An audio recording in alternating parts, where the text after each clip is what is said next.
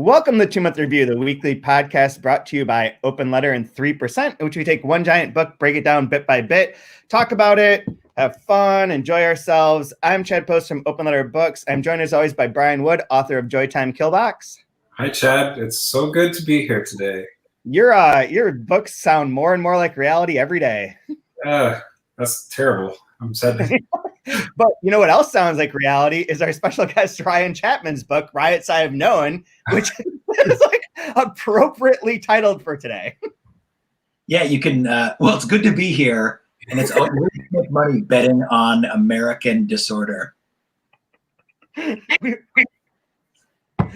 Yesterday was a little weird. We were going to record this. I don't know if you're watching this or listening to it. We were going to record on Wednesday, January 6th at 3 p.m. And at 2:45 called that off as the Capitol was ambushed or ransacked. Or to be fair, Chad asked if we should postpone by a day. And I said, no, a book from 1975 on a podcast is more important than a coup attempt on our capital. But I was outvoted. It's very true. It's very true. So how are you doing, Ryan? Talk about your book for a second. The paperback just came out, right? Yes, I am much like Tom Eigen in the book, where I am a name writer, and my paperback came out, and I like booze. Unlike Tom Eigen, I don't know. I have a happy marriage. My novel Riots I Have Known was published in paperback a few months ago. It is like a short book. I should know how to talk about it. It's been a while. It is a comic dark novel about a conceited incarcerated gentleman who is trying to explain how the prison riot raging around him is in fact not his fault, despite all evidence to the contrary. And it's if you like Thomas Bernhard or the Eric Andre show, I think you'll like my book. That is a solid elevator pitch. That's how you do it, everyone. Would you call it distillatory novel, you think? Yeah, it takes the form of a editor's letter. So the book is short because of that. And yeah, it's basically like if you got the world's worst editor's letter or blog post. And it's I don't know. It took a long time to write, and it sucks that like after it came out, people are like, oh, your book is about riots and people not taking responsibility for causing mayhem. I was like, yeah, I kind of hope that would stay firmly in the field of the speculative, but people are people. What are you going to do? Yeah. When you wrote, I'm curious, did you mean to write a short novel? Was that kind of the goal setting out, or did it like the energy dissipating? Like, I think I'm good right here, even though it's, because what is it, like 30,000 in the 30,000 word range, would you say?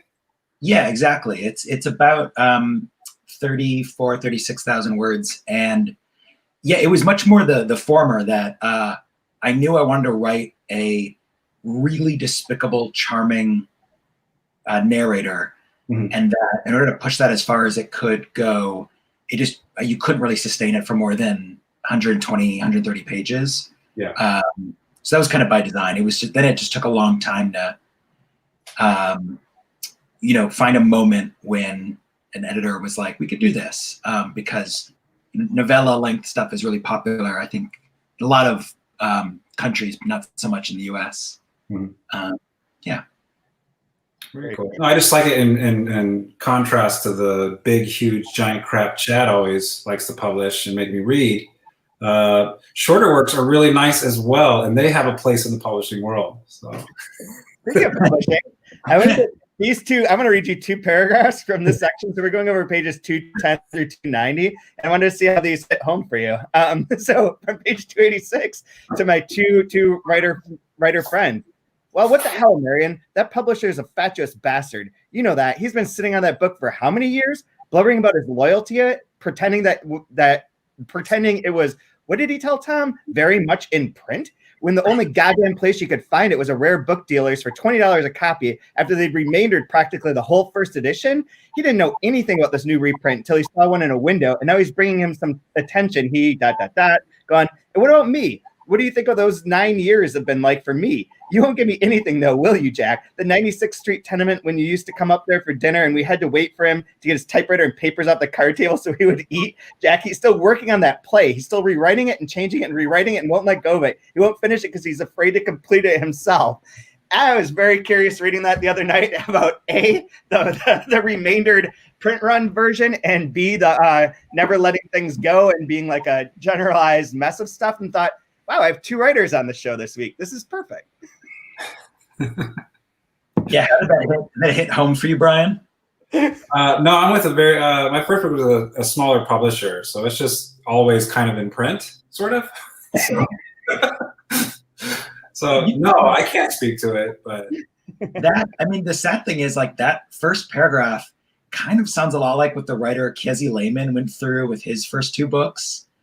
And he's written about this really recently because Simon & Schuster, Scribner, like, bought back the rights from this, like, cursed editor who, like, strung him along for years and, like, screwed him out of money and all this stuff.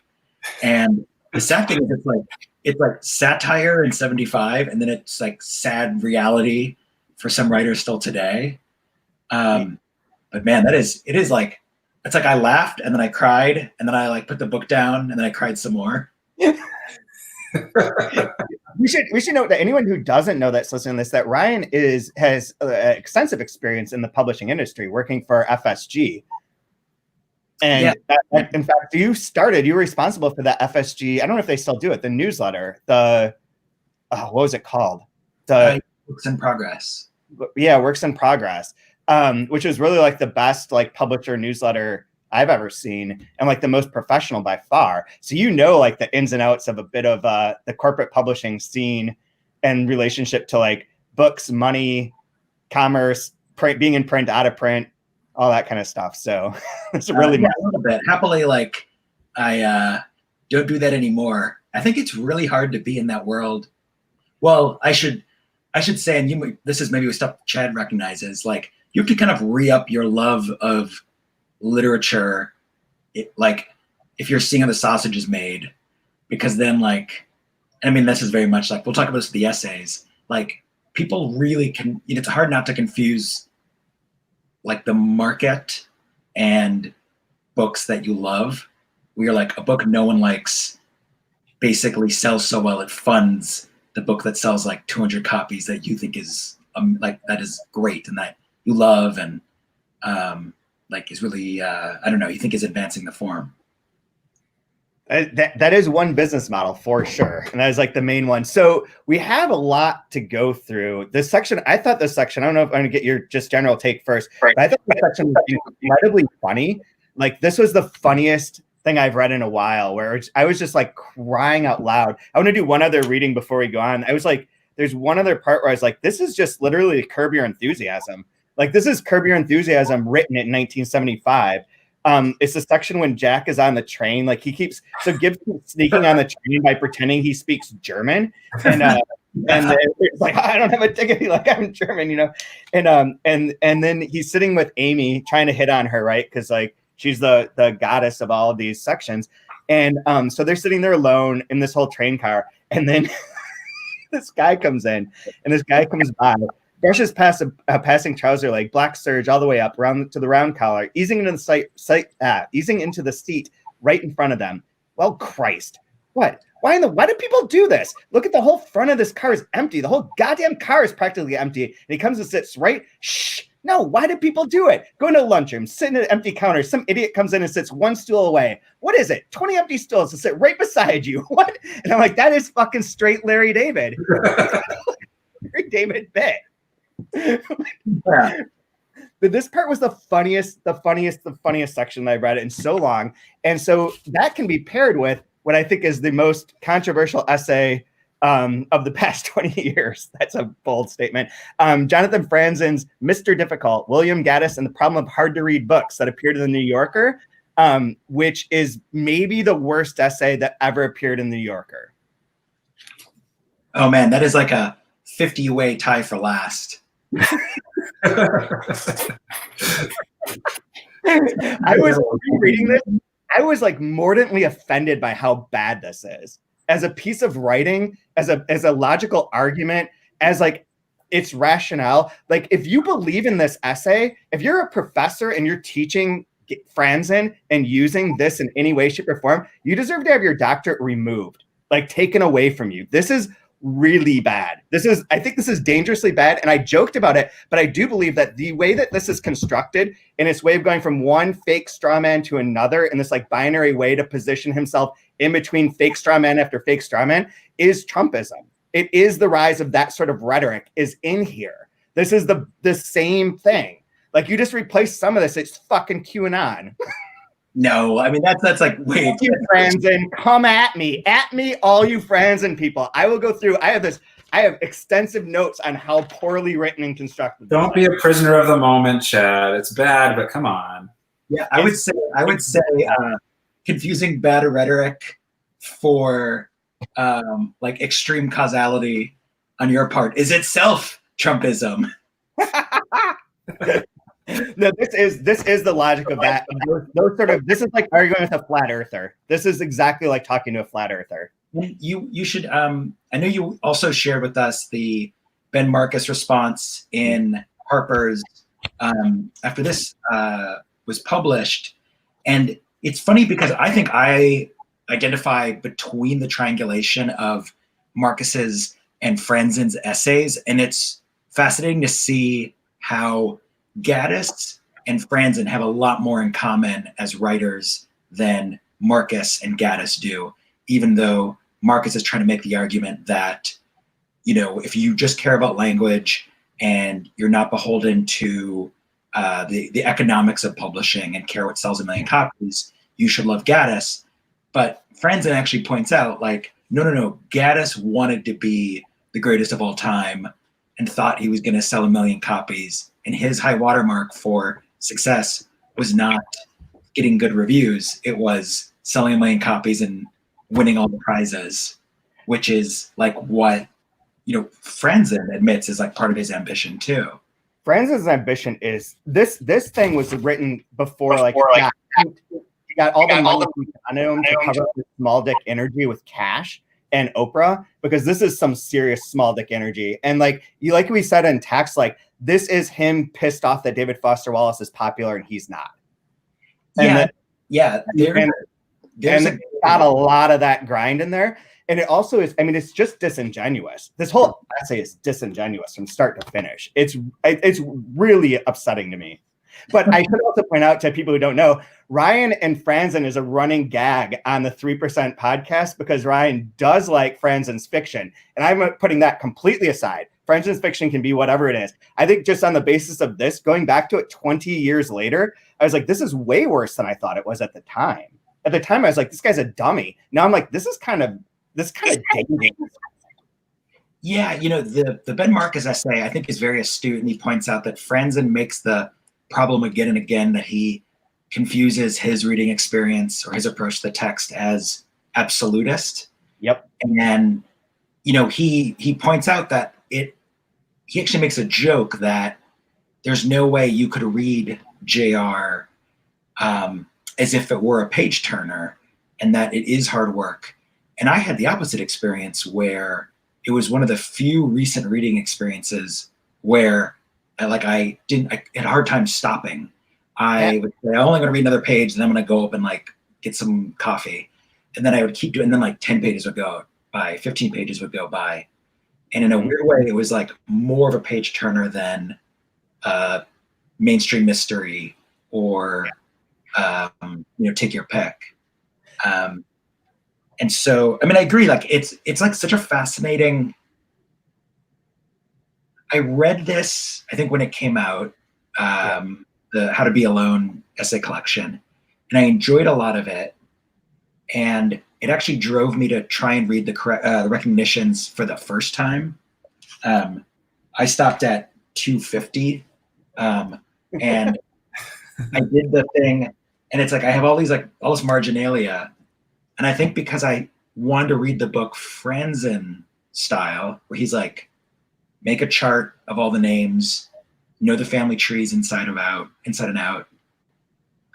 And then I didn't enjoy it at all. And I still don't think I'll go back to the recognitions, because JR feels like it's a book by a wholly different writer.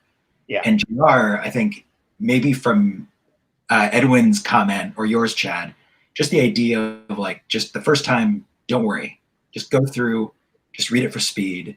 And like, that's the way to do it. And that's like, then you're like in the car and you're just zooming along. You're just enjoying the landscape. Yeah, absolutely. That's kind of what you described as what my feeling was reading this, because I read this section that we were going to talk about. Then I went back to the essay because it'd been, forever. I just knew like but the section we read, I couldn't stop. It was like funny scene after funny scene after funny scene. And I'd be like, oh, I need to like go get my speaker so I can listen to music. And I just sit there and just like keep reading one more scene, and then I'll do something. And then I start reading his thing and he's like, oh, it's just so boring and blah, blah, blah. And I gave up. And it's like, this book is so fun. Like, I think Franzen's like anti-fun in this essay, or comes up as being like anti-fun. He's like, he can't even write anything without ranting. Like, oh, well, I'd say that he orients readerly pleasure firmly in story and character. And I have a huge problem with that.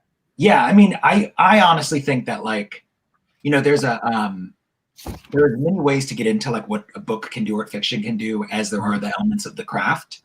And I think, Chad, you and I both, and Brian, really like essentially like a strong like narrative voice, and that like jumping into a consciousness is actually more important than maybe, balancing 10 characters across 3 generations. And I felt with this book, like this book, the first 100 pages had like rewired my brain for the day after I read those pages, as much as like Knausgaard's My Struggle, where like it was enough of a different approach from everything else I'd been reading for a while that it like, I had weird dreams. I know that it's really good podcasting to talk about dreams a lot. Love it. But I don't know, did that feel the same way for you guys? Did you feel like it had started like rewiring your thoughts or your brain afterward? It changes the way I look at other books, for sure. There's some books that just have that energy where you go to read something else and it feels lifeless in some ways, where normally it would be like something that's very cinematic, like cinematic realism. It ends up falling a little bit flat because it doesn't have like that spirit in it that this one has, that you get from that voice. But I like that you're mentioning dreams, because even like circling back to the essay with the whole contract thing that he talks about, seems very reminiscent of that camp of like John Gardner, with like your contract with a reader, and that you're supposed to be making this dream for them. You don't want to pop the bubble and ruin the dream. And the way you do that is gliding in nicely with cinematic realism and panning shots and slow fades and ins and outs, versus this, which is noisy and crazy and chaotic and disorienting, and everything is popped all the time. There is no dream, and you live it that way. Is that not a different, like, I don't know, this whole, we'll get to the contract thing and the status model later, but I have been having weird dreams, and it is affecting the way I read, and it's affecting in some ways the way I write, where just letting characters just spill and say things, and don't like, just let it sound good, and don't worry about is this going to be confusing for someone. Yeah, I think that's one of the false dichotomies that makes this dangerous to me.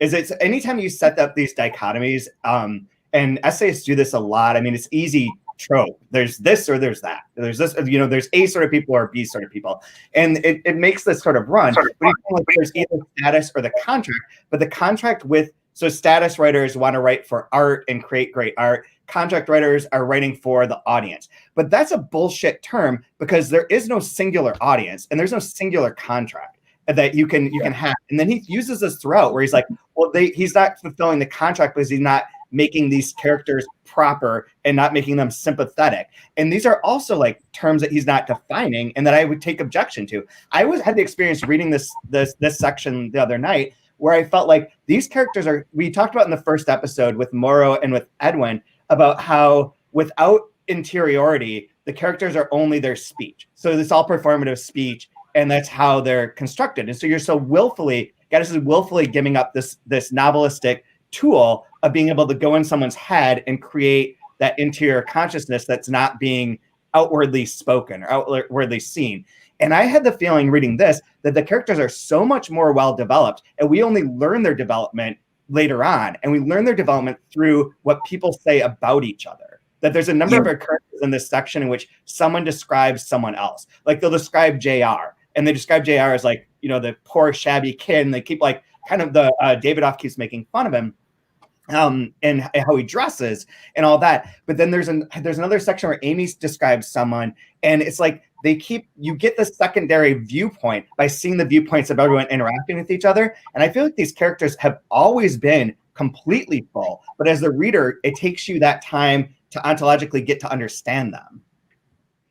Yeah, and it's I think I agree with that. And you know, I think the part of the problem with the contract versus status dichotomy, it reminds me a little bit of a lot of the fallacy of Pauline Kael's film criticism, where, you know, she famously would only like see a film once and then be definitive about it.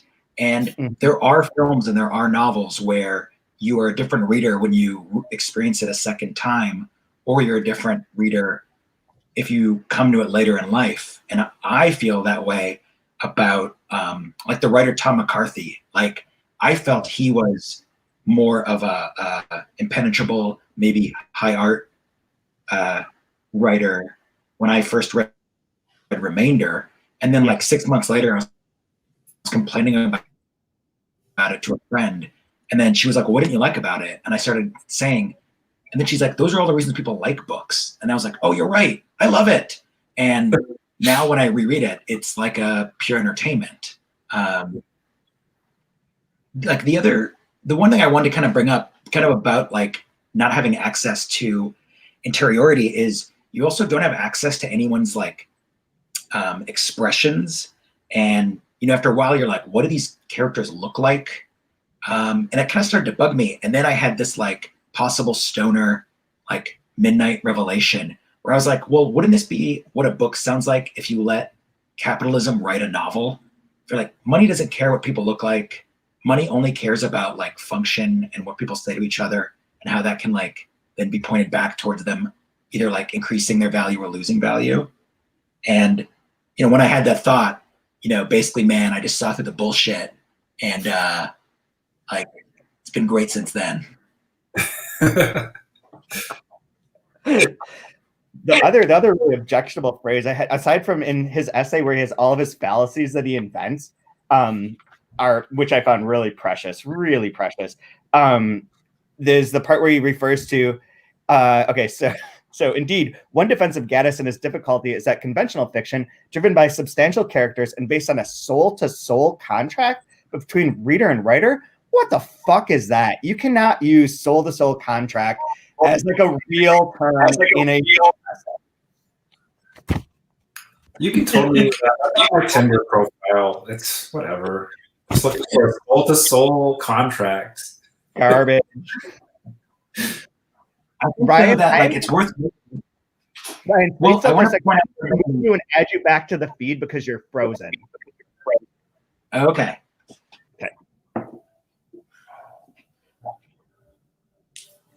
Okay, hopefully that works. Are you still there, Ryan? Do you think he believes what he's writing in that essay, or is it mainly just to kind of poke a bear and draw up like attention?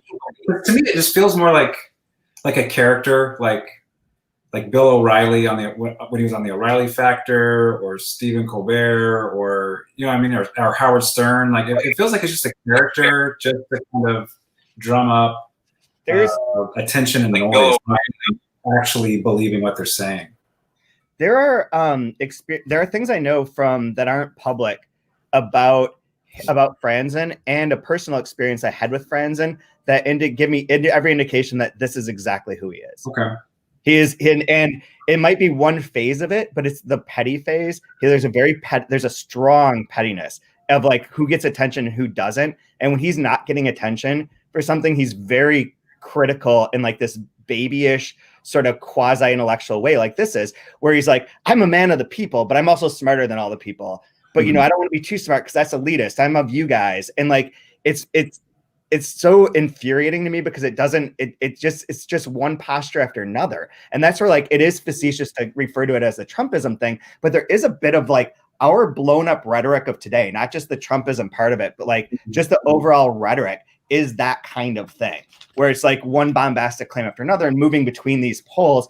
And it's something I just don't care for. I just don't feel like this is, I just don't think I think that he was serious about it. I think he did write this in all seriousness and not as a joke, especially because that FC2 bit that he wrote about for Harper's, was it Harper's? Or no, it was the New Yorker as well, where he makes fun of FC2 is like, just reinforces this. And even if he thought that was funny, it's like so far removed from funny that like, I think that it wasn't a tongue-in-cheek thing.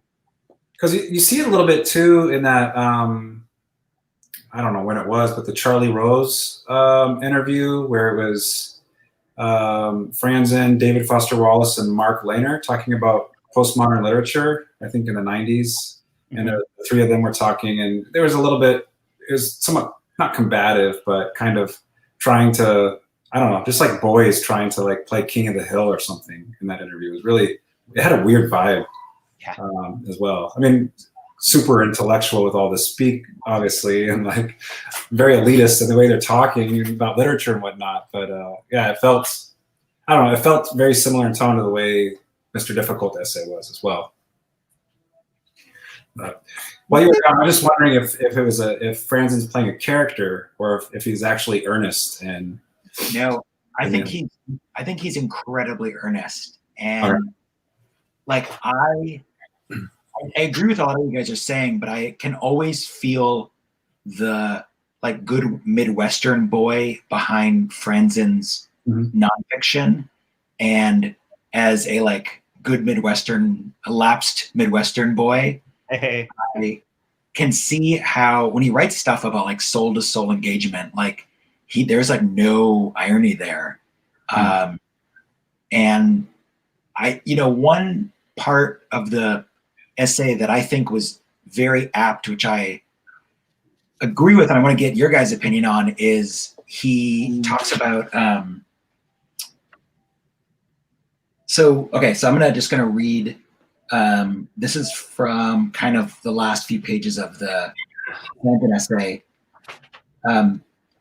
He says, JR suffers from the madness it attempts to resist. The first 10 pages and the last 10 pages, and every 10 pages in between, bring the, quote, news that American life is shallow, fraudulent, venal, and hostile to artists. But there's never been and will never be one single reader who is unpersuaded of this, quote, news on page 10, but persuaded on page 726. And I was like, I agree with that. That doesn't bother me. It reminds me of like actors who get an Oscar for just doing one mood well over the course of the whole film. And like the lack of range in Gaddis kind of was like, I couldn't do that with Recognitions, but for some reason I can wholeheartedly sign on in JR. Brian, you want to? I object to that part. Okay. And for one specific reason is that I think that's where Franzen and I as a Midwestern, I get that. But there's no soul in Michigan. That's been proven actually. It's signed. Ghost hunters never go there because ghosts don't even go there. There's nothing in Michigan except for blueberries. Those are pretty good. Blueberries, some cherries, and a bunch of militia. And lots of kill government. Oh God! But the thing about that is that's where Franzen sees as books as having a meaning, having a giant like moral compass meaning or thing that they're going to reveal.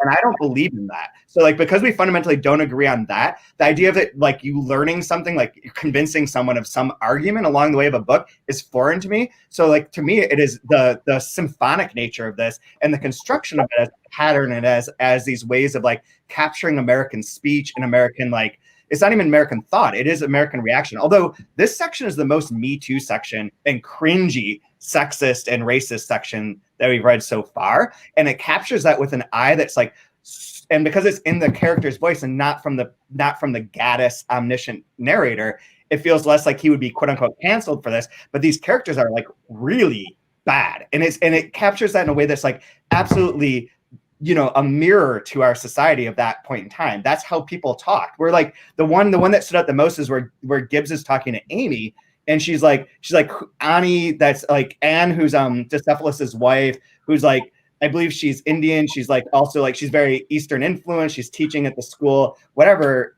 I don't know if she's actually Indian. I don't know why I think that, but then he says, and she's sort of like you, but in a cheap edition, a 20th printing of the paperback when things begin to smear. And it's clear that he's talking about like, they keep talking about Amy's looks. Like that's throughout. Like, and she's always sexualized and infantilized. And that seems like a good, the way that Gaddis represents it is like a mirror to the way that language was spoken and how insidious it was throughout that period and throughout all of the periods. And I like that that's in there. And that lesson, I think, is more valuable than the big lesson of the book, which is what Franzen seems to focus on always. Yeah, I mean, I agree that like this, you start to see in this section, I think in the previous section you guys talked about, that Gaddis is kind of he's clued into how like the ubiquity of sexism in the like blue collar and white collar working place, like during the present day of the book, in ways that like I couldn't imagine it would be like reading in 75, because it still feels pretty modern. And I think the scene that is even more was also cringeworthy is how like Davidoff kept like cornering Amy, Mrs. Joubert, and she's just trying to get from point A to point B. She just wants to see beaten for like 5 minutes. And he won't let her like even finish a sentence. And that kind of casual bullying, he gets very precisely. And I think it'll be interesting to see how this turns in the second half of the book. Because right now he is setting up, I think, the same, like that same scene, whether it's Mrs. Joubert being accosted by people, or some of the other female characters. It's like the secretaries in the Norman's office. Like it'll be interesting to see how he turns it instead of, because there is a lot of repetition now. Where I'm seeing that it works, but I don't know. I mean I don't know, Brian. I want to go back just real quick to the Franzen and the status and the contract idea, because I'm not in Franzen's camp, but I'm not fully in Ben Marcus's either for his response on Harper's. But it feels like with Franzen, he aligns with that famous quote from David Foster Wallace about books being the cure for existential loneliness. And so like, I think part of that contract is like that soul to soul getting close to the reader. And I don't know, are we supposed to gather then that a hard book someone can't connect with it in a way where it cures loneliness for somebody? Because this book for me, yeah, it's hard, but I don't feel isolated at all reading it. It's, it feels very much alive, and it brings delight and it brings happiness to my life when I'm reading it. Like I don't feel alone reading this. But like that was probably one of my biggest problems with that essay, was just that there's like, who's to say like a hard piece of literature isn't thrilling for somebody? Like maybe that's their thing. Like I don't understand why people do puzzles, like big, huge puzzles, and they'll spend from Christmas to New Year's Day working on a 1,000-piece puzzle. That is insane to me, but there's a real big puzzle industry because apparently there's weirdos that like to do that, like my mom or my wife.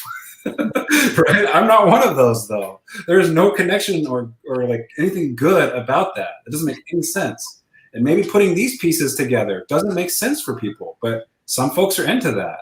Yep. Like, Yeah. That's why his like barreling of that is it's too broad. It's like artificial, and it's artificial to the point that it doesn't help. It doesn't mean anything. I think what's missing from his essay is he just needs to say, I'm only interested in books that sell well. Mm-hmm. It's buried in there that he's always presuming like a marketplace. And we know that, in his mind, in the back of his mind is the struggle to, 2 books that didn't succeed, and then the breakthrough with the corrections, which was much more of a palatable for the mainstream in its concept or in the way it's written. And then Goon Squad stealing all of his thunder. Sorry? And then Egan's Goon Squad came out and stole all of his thunder, winning all the big awards the same year as Freedom was. They both became millionaires and won awards. They're happy. But they both have books coming out this year, so they get to do it again. But I think, what you're saying, Brian, is like, just feels instinctively true that when we think of the books that move us most deeply, it has to be on an individual basis, which kind of by definition sometimes means it isn't touching everybody else that same way. So it's not going to be the book that sold the most copies or is the classic that you're assigned in like 9th grade. It might be, it's a time and place, but it's also like the DFW idea, the consciousness imbued in the text is the writers, and they're as idiosyncratic as you are as the reader. And so I, really love Mark Lehner and Thomas Bernhard and Bolaño. I would never force any of their books on some like my wife or my best friends, because I know that their tastes are different. Yeah. And it'd be like a pretty slim chance they would get, that deep contact with those difficult works that I get out of it. And they have their own deep stuff, difficult stuff that they like that I don't. But then it's then there's the side effect of that of the sort of shamefulness to recommending good books or recommending quote unquote difficult books, because you're like, well, it's weird. You should just read The Shack. But that which is just as damning in its own way. We should be able to recommend it and know that you're not going to like everything. People cannot like everything. It's fine. I mean, I want to give a good example of a recent one where Maro's book sounds amazing, Aphasia, and sounds right up my alley. And I was looking at my to read pile, and I'm like, I will read that book at the right time. It probably won't be within the first few months, which is not good news for the publisher, because it, to survive as a writer, it helps to have stuff kind of have momentum. And it's I probably need to read that book when I'm on vacation, and I'm not going to take a vacation until after the vaccine. So I know that it's going to probably be a quote unquote difficult book that'll be injected right into my pleasure centers of my brain. But I can't read it, in the dregs of winter. I can't read it right now. I have one last shot I want to take at Franzen, is the way that he talks about recognitions, where he's I was able to just sit for 10 days and read for 8 hours a day, recognitions, and it was wonderful. And then I started to read JR, and I could only do it for a short period of time. And it was this is too hard. And I'm like, fuck you. Fuck you. I'm sorry that you didn't get to read a book 8 hours a day in your pleasure castle and then complain about people who are elitist? ? Dick. It's a long-standing grudge. I mean, he personally insulted me at a conference, at a meeting in front of 50 people. So I have no qualms. I hold grudges about those things. No qualms. You always have to make everything about you. Good Lord. Okay. My scar. This is my scar I'm working through here. It's supposed to be about Gaz and JR and Ken. Is difficult literature an affront to the reader or not? And you're making it about you, Chad. Jeez. I'm defending my ability to say "fuck you, friends." And Chad, I don't want to burst your bubble. I kind of assume most authors would probably insult you if they met you face to face. Not like that. Oh. Not like that one. That one was special. There were some great connections though from that essay and into parts of this as well. This section, I really liked when he was talking about his work on the train. On page 259. She says, "You're writing a book?" She turned sharply, caught her glasses against his dangling hand. "Yes, but it's not finished. I'm a novel? No, it's more of a book about order and disorder, more of a sort of a social history of mechanization and arts and destructive element. Sounds a little difficult, is it? Difficult as I can make it." I underline the same. I had a thing like before that part too. I was thinking about how this book is set up on these kind of like frequently sets up one side of things and then kind of the binary. When Lost was going on, I was talking to the people from Lost. They always used to talk about setting up like the counters. So there's always like art and science or faith and reason. Like you always set up those counters as like a way of being able to like sort of circulate and move things forward over a long period of time through different scenes and through different plot devices. Like it's a really good way of setting up like a long structure with a lot of characters, right? To sort of bounce things back and forth. And in this, that happens a lot in this section where it'll be like, here's a bunch of disorder, and then someone just makes order out of it really quickly. And then it goes back to being disordered and comes out.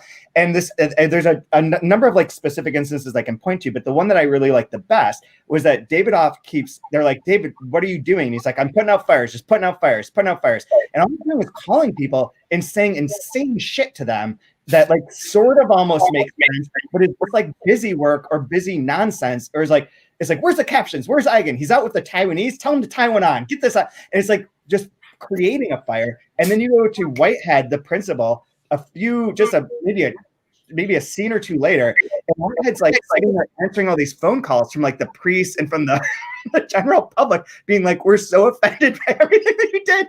And he's like literally like, "Hold on, I need to answer this. And he's like putting out the fires as well, but from the other side. Like he's not creating them. And this seems to come up a lot in this book where it will have like one little thing will trigger off. You'll see it again in the next scene, but as kind of its opposite side of things, or with it sort of resonates. And it does have that kind of leitmotif musical like counterpoint to it. And this was the first time that I saw that pattern really clearly in the book. And I really enjoy the way that that he plays with that. It creates a great, I think it makes the book even more interesting to see the structure. Yeah, I agree. I think while reading this, I kept wondering, how did it take him 15 years to write it? Because purely in composition, it wouldn't take that long. And we know it took him only like 7 years to write Recognitions. Yeah. So I wonder if a lot of the work was in that threading, so that, he knew, he was a smart enough writer to know it can't just feel like he joined the scenes together, willy-nilly. Right. And I noticed that, I think it's in this section, a little bit in the previous chunk, that he started to create transitions through the phone line. And where he was like, zooming through the line, and then whoever he was talking to, they hang up. And that, was reminiscent of like Richard Linklater's Slacker did that with just people crossing on the street. And he's even playing with how he's transitioning between the chapters, which is really fun to see. And I think that like there's like him playing around with those transitions creates a little bit of like a frisson. It's like another element of fun. So as you're reading it, you're like, well, how is he going to get out of this? And even when he'll just like jump to JR and Hyde for like a third of a page and then jump out, playing with like the length of the scenes as well. I really liked.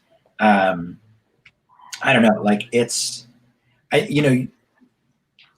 really satisfying that like once you're this far into the book, it's like it's taught you enough how to read it and how to enjoy it that like its pleasures are like wholly unique in that way.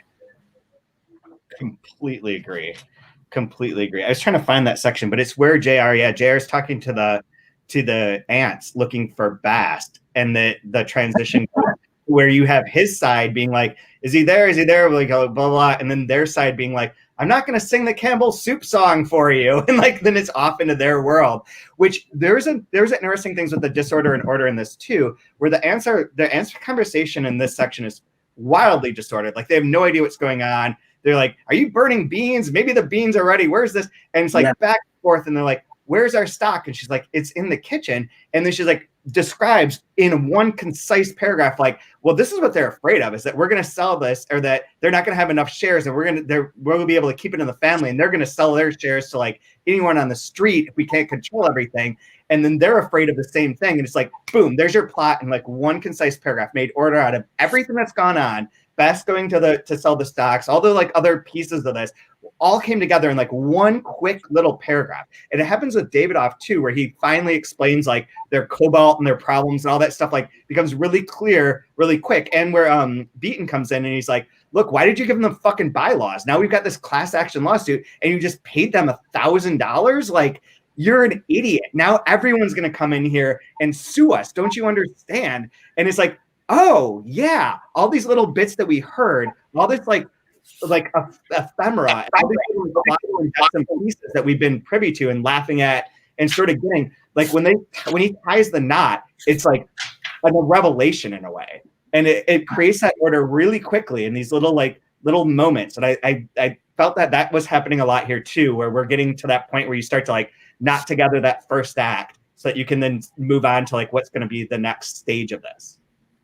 Yeah, exactly. I think the thing I kept thinking through this section is, I think Gaddis in the Paris Review interview or somewhere says that like it was important for him that JR is not a genius, that he is just an 11 or 12-year-old boy of average intelligence, and that when he intersects with, like when his curiosity intersects with all of these powerful people, the only way that he could accrue all of this money is if the people are either, you know, maybe like older and, you know, aren't as sharp as they used to be, like the aunts, or they are extremely incompetent and overburdened, like Davidoff and Beaton, or they're just like egomaniacal monsters, like Cates, like the governor.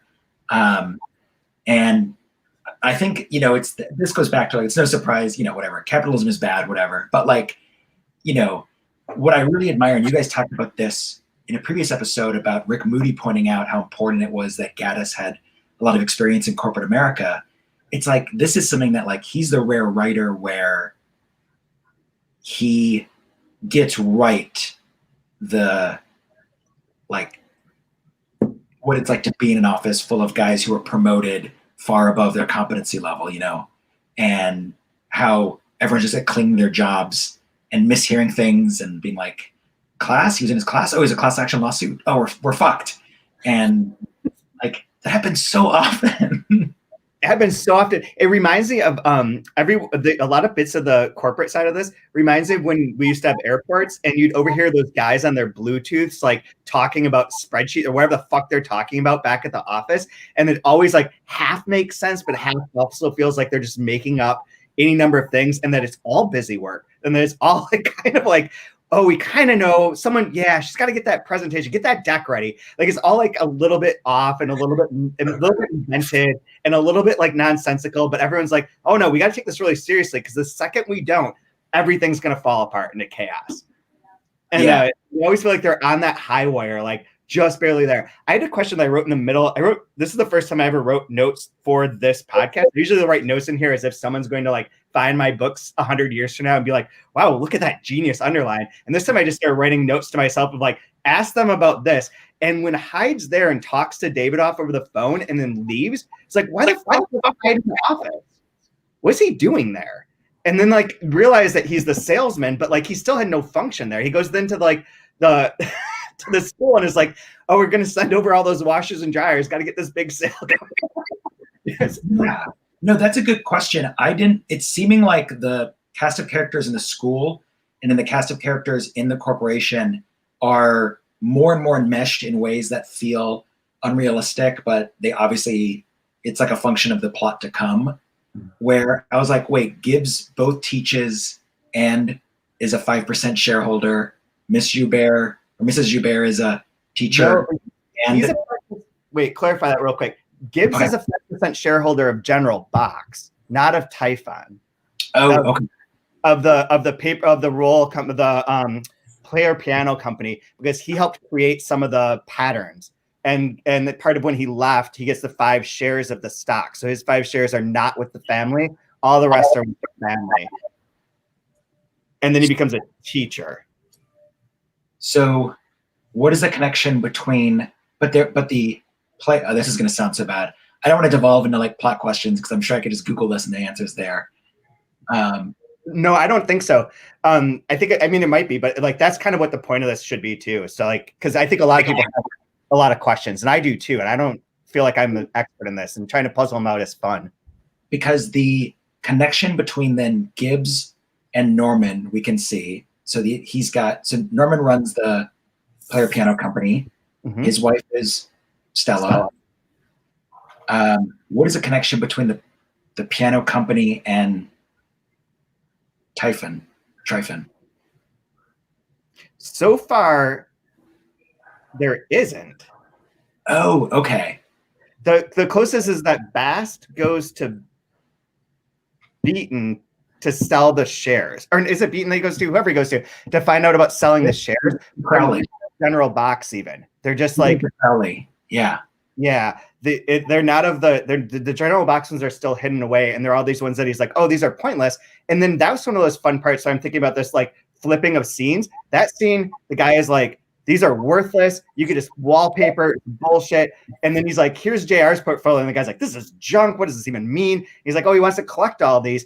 And he's like, this is nonsense. Hangs up, next scene, calls someone who's like, I can get rid of all of that crap that you have. I've got a buyer. Give it to me. Like the nefariousness of this and that sort of like flipping happens a lot in this section.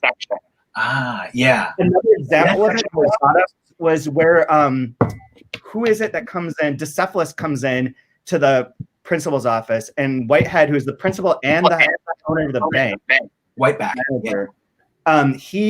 He goes in and he's like, how come you're not approving my mortgage? I want to get this house, blah, blah, blah. And he's like, well, because your house is like structurally unsound.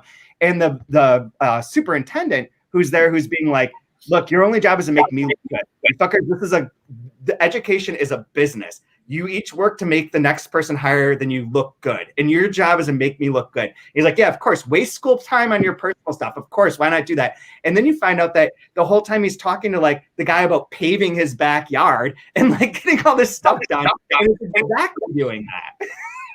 It's so funny. I mean, the part where he's the principal or Whiteback is like our job is just to like keep these kids from killing each other for 8 hours a day. Like teaching is secondary. It was so funny. It's like so true. Unfortunately, that was one where I was like, "This is like The Wire." Like these are all these. Yeah. Could I ask, like, do you guys? What do you think of? So now, what is your feeling about like the role of the children in the book? Obviously, JR is the center, but like.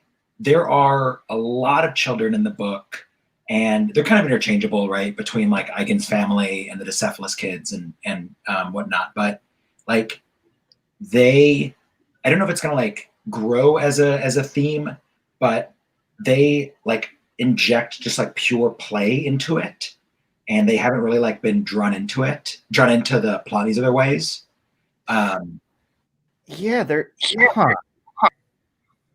In some ways, I see them as a foil to a lot of the other characters. Every time JR is in a scene, it feels so pure.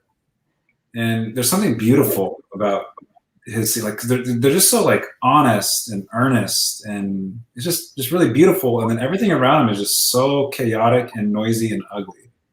And I don't know, I think it might kind of reflect that back to kind of show and lampoon how insane like unfettered capitalism is, and like how just off the rails it is, and just like as we've been saying, urban decay, how hard it is to be an artist, how to bring beauty into this world, and so like you have a wonderful, beautiful child, and instead of Mozart and music, it's using the payphone to broker deals. You know what I mean? Like that's where their beauty is going to go. Like Maybe it's that. I don't know, but that's kind of the feeling I'm getting right now. Case, this might take a second, but there's 3 kids that come to mind as you say that I'm curious how they might relate to this idea. Not just yours, Brian, but yours, Ryan, about what their role is. So you have Gibbs's daughter, who he's not allowed to see, who he tries to see, and his wife is like, no, she's going to a dentist appointment, but he just desperately wants to see her and spend time with her.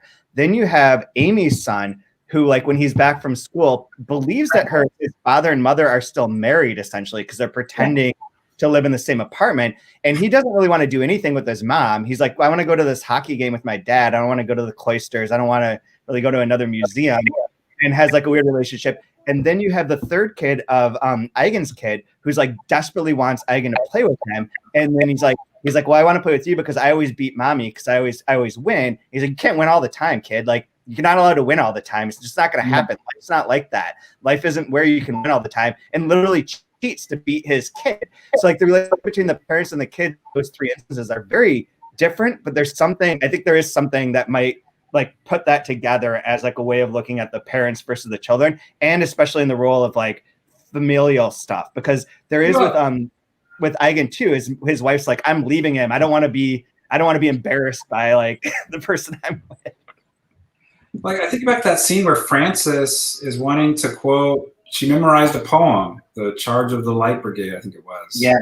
And she's trying to quote it to the parent. And it's just like, as they're driving through and they're not paying any attention and don't care. And it's just like, let me do what I have to do. I don't care about your art or whatever this thing is that you're going to like, I love like how that encapsulates that what you're saying, this kind of strange parent-kid relationship that we have going on in the book. JR doesn't have parents, seemingly. I mean, that part about how they're kind of ignoring David brings up that great line that she says, that Marianne says, where she just like, they repeat it a couple times about like, I can't live with someone I don't respect. And that is like just like a knife in the stomach. Really? And it's like, I just hope every reader who's in a long-term relationship puts that down and then turns to their partner and is like, do you respect me? I don't ask questions I don't want to know the answer to. Exactly. If I'm afraid of the answers, I'm not asking that question. Yeah, that line gave me a brief pause. Oh no. I'm not going there. Put that away. That's like close to home for me. And Chad, you put the book down and then like put on Cats in the Cradle and then like pray to your kids and we're like, remember this, your father's a good man. Oh my God. Anything else you guys want to mention here before we move on? I'm going to look really quick at my notes because I wrote like a ton of them and I do not remember if there's anything that was important. There was one other one that I want to point out is that in my parallel / flipping is the way that business interacts with the media versus the school, where they're trying to put out their PR release and they're trying to get ahead of the story and decide which side they're going to be on based on what's happening. And the school is like, they're like, don't fucking talk to the newspaper. And he's like, oh, but it wasn't a problem. They were just really high. And he's like, no, don't tell the newspaper that they're really high. Like, that's super fun. I love the fact that the school receives so much freight that they're receiving like ammunition and brake pads. I feel so bad for Leroy, this poor janitor who's like having to like move all this shit around for JR. Like no one knows what's happening. Like, I want to ask you guys who you like enjoy the most, and like I firmly hate Davidoff. Yeah, and I like Eigen more and more. He was kind of a new character in this section. Agreed. There was the Davidoff thing that I was going to mention when you were talking about when he's talking to Javert and he's like cornering her, is also where he's like, hey, don't you have any black kids in your class that we have a picture of that we can put in our annual report? Color touch this up a little bit. Like, and that struck me as like not only like gross, but also like, yep. Yeah. I mean, that's like, those kind of comments are modern. I like, Gaddis wrote this in 1975, and I remember like in my, undergrad, our admissions office and making those conversations, being like, you know, my friend was black, and he was like, oh yeah, they call me every 6 months and want me to be in a group photo. And like, it's still going on. Oh man. Anyways, do you guys have a favorite line from this section? You read a few of them. I think the part about I can't live with someone I don't respect. T-shirts.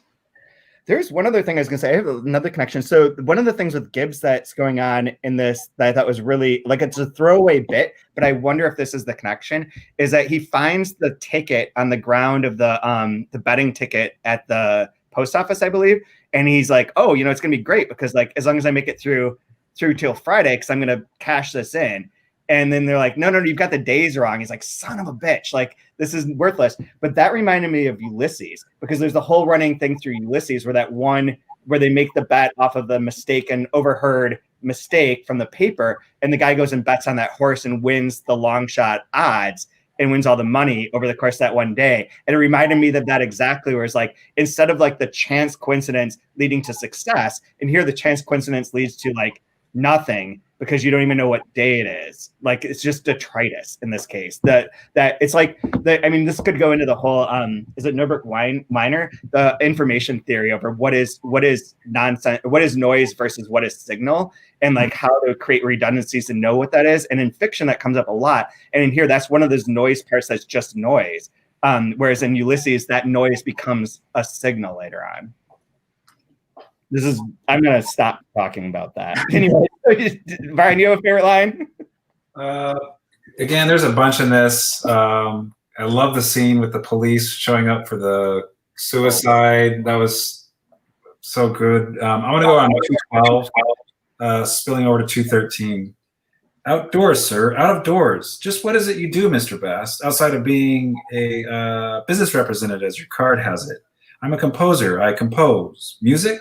Yes, you see, I want to get some outdoor interest, Mr. Bass. These indoor pastimes breed a sort of not the healthiest state of mind. He popped a small pill into his mouth and snapped the cap on the bottle. Best medicine there is. Yep. My last favorite one is when Anne's talking to Gibbs. So Anne intercepts him, and she's talking to him for a second about Bast. And he's like, oh, yeah, they got rid of him because they sabotaged his lesson. Or she's like, they sabotaged his lesson. And Jack's like, did you see it? And she's like, Jack, I didn't have to see it. The minute they see talent and sensitivity, they sabotage it and call it technical.